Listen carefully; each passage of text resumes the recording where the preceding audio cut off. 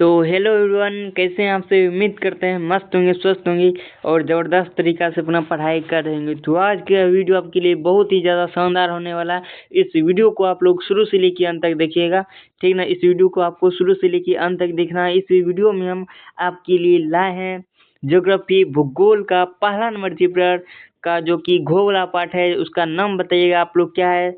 उसका नाम है खनिज संसाधन। उसका नाम क्या है? खनिज संसाधन। तो इसी पहला नंबर चैप्टर का आज ऑब्जेक्टिव लाए हैं। तो आप लोग सबसे पहले हम इस वीडियो को स्टार्ट करें। और आप लोगों को करना क्या है? तो करना कुछ नहीं है, करना कुछ नहीं है। आपको अगर चैनल को अभी तक सब्सक्राइब नहीं किया है तो चैनल को सब्सक्राइब कर लेना है। और आपके पास जितना भी ग्रुप है व्हाट्सएप टेलीग्राम, उस सभी ग्रुप में इस वीडियो को शेयर कर देना है, ठीक ना। उस सभी दोस्त के पास इस वीडियो को शेयर कर देना है, ठीक ना। इतना काम कर लीजिए और लाइक का बटन एक बार दबा दीजिए, लाइक का बटन दबा दीजिए। और अपना जो प्यारा सा दोस्त है उसके पास इस वीडियो को धमाकेदार तरीका से शेयर कर दीजिए, ठीक ना। इस वीडियो को जितना हो उसके धमाकेदार तरीका से शेयर कर देना आप सभी को। जल्दी से एक बार जोरदार तरीका से शेयर कीजिए इस वीडियो को। पहले तो आप लोग जल्दी शेयर कीजिए इस वीडियो को जोरदार तरीका से, पूरा एकदम दम लगा दीजिए। तो चलिए, शेयर कर दिए हैं बहुत सारे बच्चे। तो आज का यह वीडियो हम बहुत ही शानदार तरीका से स्टार्ट करते हैं। और आप लोग सब्सक्राइब कर लिए हैं, बहुत सारे बच्चे कर लिए हैं सब्सक्राइब। चलिए, पहला नंबर प्रश्न जो कि आपके स्क्रीन पर दिखाई दे रहा होगा, जो कि पहला नंबर प्रश्न है आपका, क्या कहता है जानते हैं? एल्यूमिनियम। एल्यूमिनियम बनाने के लिए किस खनिज की आवश्यकता पड़ती है? एल्यूमिनियम बनाने के लिए किस खनिज की आवश्यकता पड़ती है? तो ये प्रश्न देख सकते हैं कितना बार आया हुआ है, 2018, 2020, 2024, 2022। तो 4 बार ये प्रश्न आया हुआ है। एल्यूमिनियम किस खनिज से संबंधित है, या फिर एल्यूमिनियम बनाने में किस खनिज की आवश्यकता पड़ती है? तो बॉक्साइट। एल्यूमिनियम बनाने के लिए किस खनिज की आवश्यकता पड़ती है? बॉक्साइट, जो कि आपका ऑप्शन नंबर डी में है। एक का बहुत सारे बच्चे जवाब ऑप्शन नंबर डी बता रहे हैं, जो कि आपका जवाब ऑप्शन नंबर डी 100% सही है। चलिए, अगला प्रश्न देखते हैं 2 नंबर, जो कि आपका प्रश्न है, 1 टन इस्पात बनाने में कितने मैग्नीज का उपयोग होता है? 1 टन इस्पात अगर हमको बनाना है तो उसमें कितना केजी मैग्नीज का उपयोग होगा? तो 10 केजी ही मैग्नीज का उपयोग होता है। कितना? 10 केजी मैग्नीज का उपयोग होगा, 10 केजी, जो कि आपका ऑप्शन नंबर बी में है। 2 का ऑप्शन नंबर बी बिल्कुल करेक्ट आंसर हो जाएगा, ठीक ना। अगला प्रश्न है हमारा तीसरा नंबर, जो कि कहता है पीतल बनाया जाता है। देखिए, पीतल किससे बनाया जाता है? तो यह ना आपको याद करना है। पीतल बनाने के लिए आपको याद करना है क्या? पिताजी। पीतल बनाने के लिए आपको याद करना क्या? पिताजी, ठीक ना। पीतल में है, देखिए पीतल में क्या क्या लगता है? पीतल में तांबा लगता है और ता मीन्स तांबा। ता मतलब क्या? ता कहने का मतलब हो गया तांबा। और जी मतलब जिंक। तांबा प्लस जिंक। पीतल बनाने में किसका किसका उपयोग होता है? पीतल अगर हमको बनाना है तो पीतल बनाने में लगता है क्या? तांबा। तांबा प्लस जिंक। पिताजी, पिताजी। तो चलिए देखते हैं, पीतल बनाया जाता है किससे? पिताजी से। पिताजी यानी पीतल तांबा प्लस जी मतलब जिंक। तांबा और जिंक किधर है? तांबा और जिंक, देखिए यहाँ पर जिंक है ही नहीं, तो जिंक नहीं है तो उसके बदले में जस्ता है, इसी को तो कहते हैं जिंक। तांबा प्लस जस्ता, तांबा व जस्ता दोनों हो जाएगा। 3 का ऑप्शन नंबर सी बिल्कुल करेक्ट आंसर हो जाएगा। अगला प्रश्न है आपका 4 नंबर, जो कि कहता है, बहुत ही शानदार प्रश्न है, किस खनिज को उद्योगों की जननी माना गया है? किस खनिज को उद्योगों की जननी कहा जाता है? तो लोहा उद्योग को उद्योगों की जननी कहा जाता है, जो कि आपका 4 का ऑप्शन नंबर सी बिल्कुल सही उत्तर है। 4 का ऑप्शन नंबर सी। जितने सारे बच्चे बता रहे हैं उनका जवाब बिल्कुल सही आ रहा है, उनका जवाब बिल्कुल सही आ रहा है। अगला प्रश्न हम देखते हैं, किस खनिज को उद्योगों की जननी कहा जाता है? तो लोहा उद्योग को, जो कि आपका ऑप्शन नंबर सी में है।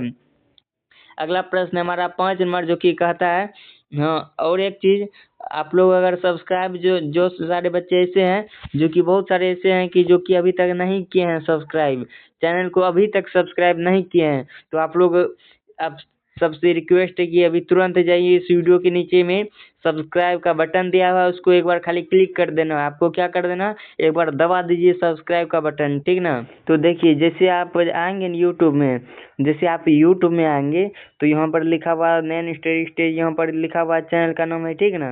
यहाँ पर नैन स्टडी स्टेज चैनल का नाम लिखा हुआ है। तो दिखाई दे रहा है ना, नयन स्टडी यहाँ पर मेरा फोटो है। और आपको करना क्या है, सब्सक्राइब कैसे करना है तो सीख लीजिए। यहाँ पर सब्सक्राइब लिखा हुआ है, यहाँ पर लाल घेरा के अंदर में SUBSCRIB लिखा हुआ है सब्सक्राइब। इसको आपको करना क्या है, इसको सिर्फ एक बार दबा देना है। क्या करना है, दबा देना। इसको एक बार अगर दबाएंगे ना, इसको अगर आप दबाएंगे तो ऐसा इंटरफेस आएगा। कैसा, इस तरह से। पहले देखिए कैसा था, पहले देखिएगा कैसा था। पहले देखिए ये ब्लैक वाला बीच में, व्हाइट वाला साइड में। इसको जब हम दबाएं तो कैसा आया, उसके बाद दबाने के बाद ऐसा दिखाई देने लगता है, ठीक ना। तो आप लोग उसी तरीका से सब्सक्राइब कर दीजिए, ठीक है। तो चलिए हम स्टार्ट करते हैं 5 नंबर प्रश्न से, जो कि आपका प्रश्न था। चलिए सीख ना लिए हैं कैसे सब्सक्राइब करना है, जिसको नहीं आता था सीख लिए। चलिए 5 नंबर जो प्रश्न है, कोयला किस प्रकार का संसाधन है। तो आप कहेंगे कोयला जो है कि अनवीकरणीय संसाधन है। और आप कहेंगे अनवीकरणीय संसाधन कहते किसको, हमको तो यही मालूम नहीं है। तो जान लीजिए कि अनवीकरणीय संसाधन उस संसाधन को कहा जाता है जिसका एक बार उपयोग करने के बाद उसकी प्राप्ति, पुनः प्राप्ति होने में हजारों लाखों साल लग जाता है।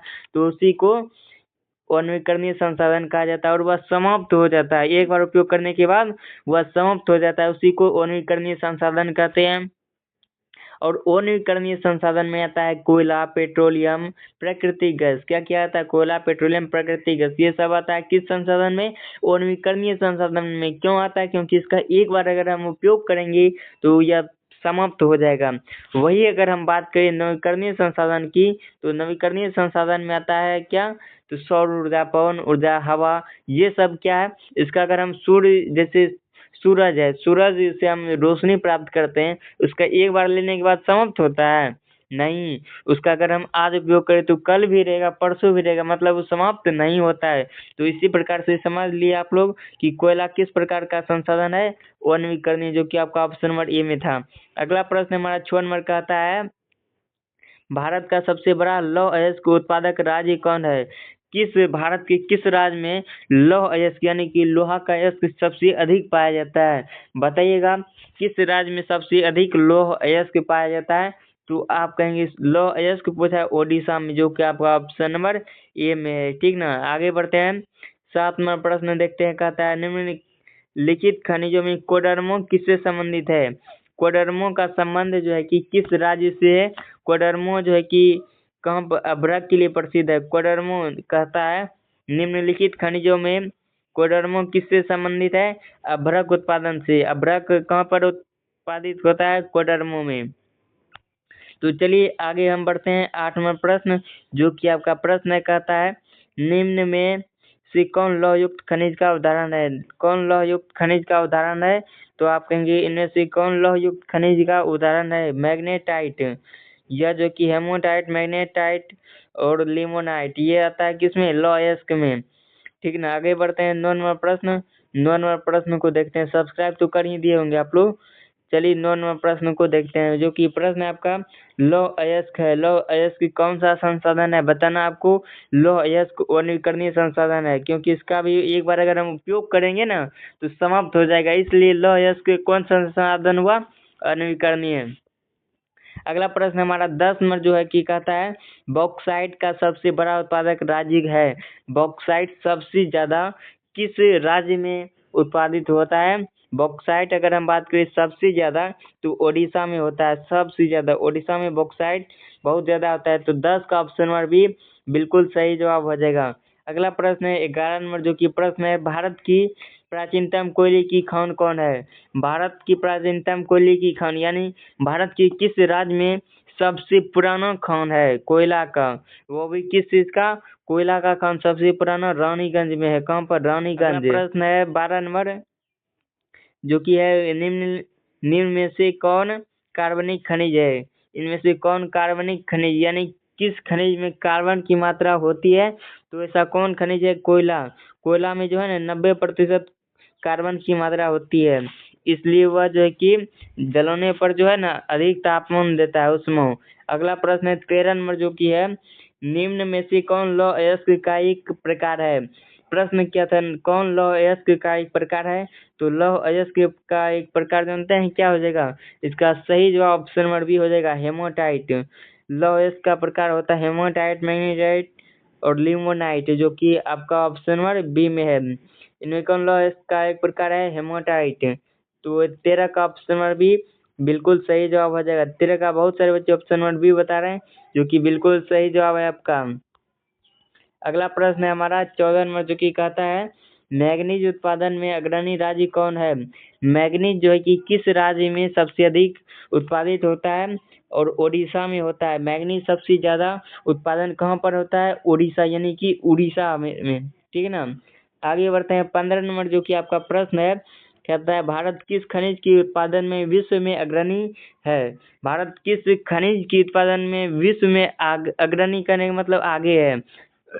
तो 15 का सही उत्तर ऑप्शन नंबर डी हो जाएगा अभ्रक, यानी चमकी। चमकी जो जानते हैं ना, शादी विवाह सब में जो चमकी होता है वही हुआ अभ्रक, उसी को कहते हैं चमकी। भारत चमकी उत्पादन में अग्रणी राज्य है विश्व में, वो भी। आगे देखते हैं 16 नंबर प्रश्न, जो कि है प्राकृतिक गैस किस खनिज के साथ पाई जाती है। तो इसका correct answer option number D हो जाएगा पेट्रोलियम, जो कि आपका ऑप्शन नंबर डी में है। बिल्कुल सही जवाब हो जाएगा। ये 2025 में देख सकते हैं आया हुआ है। अगला प्रश्न है आपका 17 नंबर, कहता है सर्वोत्तम कोयले का एक प्रकार है, मतलब सबसे बढ़िया कोयला। सबसे बढ़िया कोयला कौन सा है, तो एंथ्रासाइड। सबसे बढ़िया कोयला की अगर हम बात करें तो एंथ्रासाइड जो है ना सबसे बढ़िया कोयला है। इसमें 90% कार्बन की मात्रा होती है। देखिए आगे बढ़ते हैं हम 18 नंबर प्रश्न, जो कि है भारत का प्रथम उर्वरक संयंत्र कहाँ स्थापित किया गया था। इसका सही जवाब क्या हो जाएगा, भारत का प्रथम उर्वरक संयंत्र कहाँ स्थापित किया गया था। तो 18 का सही उत्तर ऑप्शन नंबर डी हो जाएगा सिंदरी में। कहाँ पर, सिंदरी में। भारत का प्रथम उर्वरक संयंत्र कहाँ स्थापित किया गया था, सिंदरी में। अगला प्रश्न जो क्या है आपका 19 नंबर, कहता है भारत के किस राज्य में मोनोजाइट प्रचुरता में पाया जाता है। भारत के किस राज्य में मोनोजाइट प्रचुरता में पाया जाता है। तो 19 का correct answer option number B हो जाएगा केरल। किस राज्य में हो जाएगा, केरल, जो कि आपका ऑप्शन नंबर बी में है। भारत के किस राज्य में मोनोजाइट प्रचुरता में पाया जाता है, केरल में। तो अगला हमारा अंतिम नंबर प्रश्न है 20 नंबर, जो कि कहता है नेल्लोर किस खनिज के उत्पादन के लिए प्रसिद्ध है। तो 20 का करेक्ट आंसर ऑप्शन नंबर ये हो जाएगा अभ्रक, यानी चमकी। नेल्लोर किस खनिज के उत्पादन के लिए प्रसिद्ध है, अभ्रक, जो कि 20 का ऑप्शन नंबर ये 100% सही जवाब हो जाएगा। तो आज के लिए इतना ही, 20 प्रश्न ही था। ठीक है ना। आज के लिए कुल कितना प्रश्न था, 20 प्रश्न। और आपको बताना क्या है कि 20 प्रश्न में से आपका सही कितना हुआ, ठीक है ना। चलिए आज के लिए इतना ही, मिलते हैं फिर अगले क्लास में।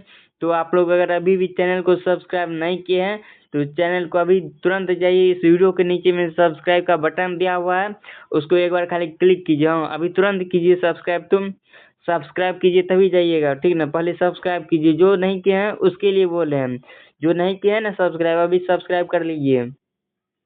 तो इसी तरीका से हम मिलते हैं फिर अगले क्लास में। आप लोग इसी तरीका से हंसते रहिए, मुस्कुराते रहिए।